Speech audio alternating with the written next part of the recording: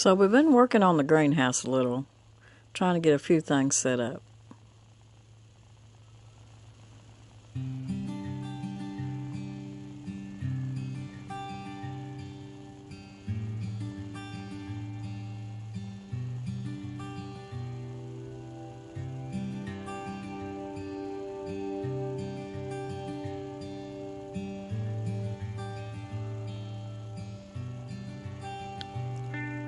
So I think it's looking pretty good. And back there in the back, I'm going to put me a potting bench. Heavy duty shelving from Amazon. Okay, we've had people ask us about how we grind our wheat berries. And a lot of times I just grind it in my little coffee grinder, spice grinder. That's what I usually use it for. But we've got this hand grinder. I've been wanting one for a long, long time. And this was a gift from one of my subscribers. And it's a really neat one too. But it works good. It does work good. And it'll do a cut pretty quick, won't it? Yeah, it's faster than your little electric grinder. Basically what we do is this here adjusts the tension on your grinder.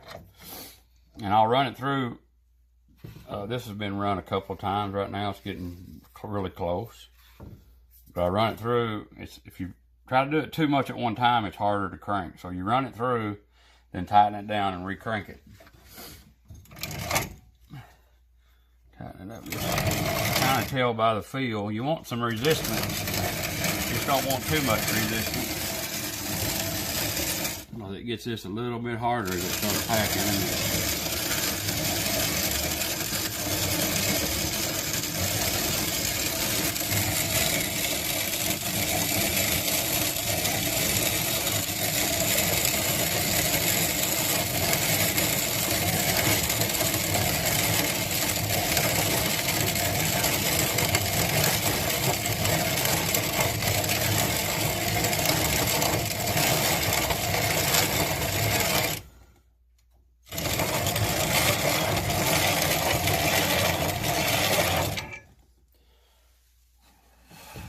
Then you just take and run it through again.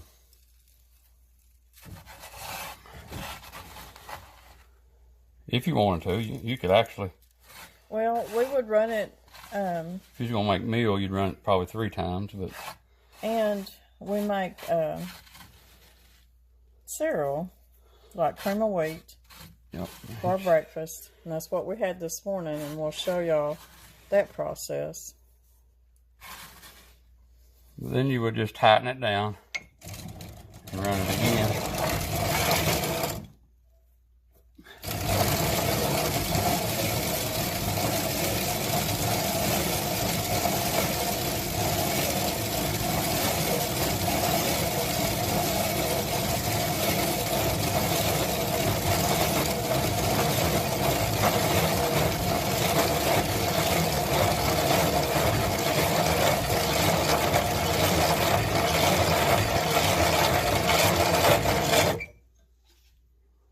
Thing's loud, isn't it?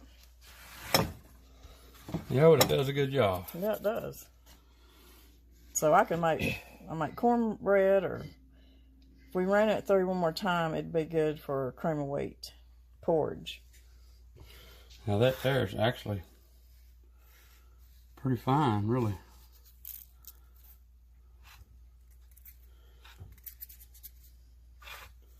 And there's a good 2 cups right there. I could eat it, cook it just like that right there, easy. Mm-hmm. So anyways, we really enjoy this grinder. We ain't got electricity, we can grind, can't we? Yeah. What we're using right now, show them the wheat berries. This is a hard white wheat. And you can tell by the color, it's kind of a beige color. If it was a hard red wheat, it'd have kind of a red hue to it. So that's a hard white. It's not your regular field wheat either. It's your hard red wheat berries are going to have more protein in them. Of course, your hard white berries have a moderate amount of protein in it, but your red has a higher protein content. And both are good for making bread. What's the biblical wheat we had? Remember? I can't pronounce it right. It's E-I-K-O. I never can pronounce it right. So after we grind our wheat berries to the consistency that we like, which is it's pretty fine, I use a heavy pot, and I'm going to start out with about 4 cups of water and a cup of my ground up wheat berries. And I'll just bring it up to a boil, then I'll turn it on low and I'll simmer it, usually about 30 to 45 minutes. Put your little honey, brown sugar, regular sugar, and you got a good breakfast. A good hot breakfast to get your morning going. So what do you do when you're quarantined? You cook and you eat. And you cook and you eat. And you wash your dishes and you cook and you eat. Here's some really good fried chicken. Old-fashioned, deep-fried. Just salt and pepper, garlic, cumin, self-rising flour, soaked in buttermilk, dredged in flour, and deep-fried. Our onions are getting translucent, so what we're going to do next is I am going to put the new potatoes in there.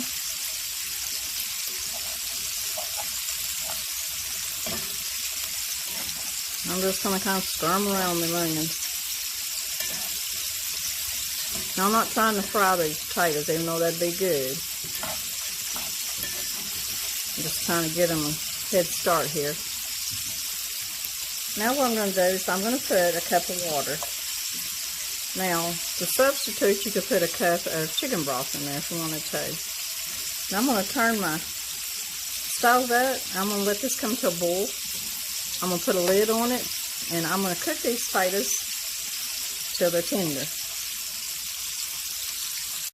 Okay, our green beans are just about ready. Okay, our green beans and new potatoes are done. I'm going to turn it off. I'm going to leave the cover off. And you can see how some of that broth, I mean, there's still some in there. But it did cook down just a little bit. But now I'm going to take my bacon crumbles and I'm going to just crumble them on top. I'm not going to put my lid back on because if I do, it's going to soften all that bacon up. And I still want it kind of crunchy. So there we go. Our green beans and new potatoes. It's going to be good. Wish y'all were here to eat with us. So this is what you call a good old-fashioned Southern supper. And I'm so glad y'all are here to eat with us. I really wish you were. I'd put on another chicken, some more beans, and make a bigger pot of gravy if you was. And this was about a 4-pound chicken. So you can feed several with a 4-pound chicken. Now Mr. Brown still has a good appetite. So Mr. Brown wanted to get out a little. So we're out, and we're going to look for some pretty good sized rocks. Because we're working on the herb bed out front.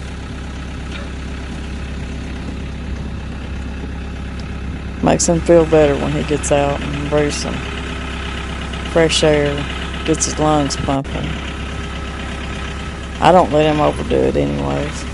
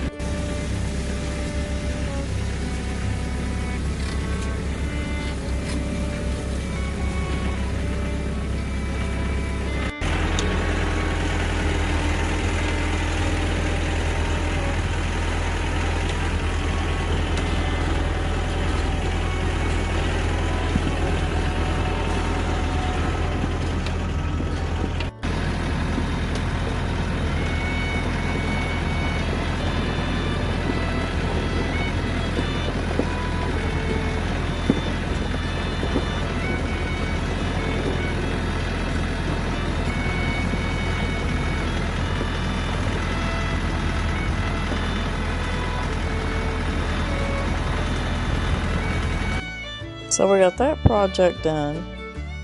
Got some wood on the porch.